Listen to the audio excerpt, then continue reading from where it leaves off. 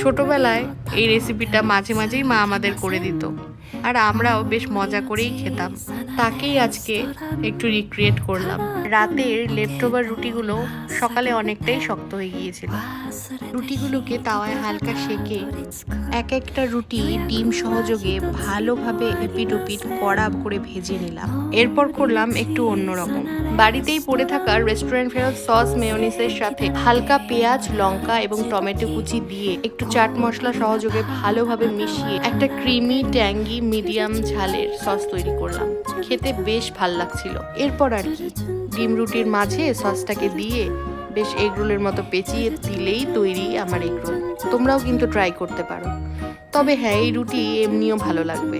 হালকা বিট নুন আর গোলমরিচ গুঁড়ো ছিটিয়ে দিলেও বেশ লাগে খেতে। আমার তো দারুণ লেগেছে। তোমরা ট্রাই করো কখনো, আর আমাকে অবশ্যই জানাবে।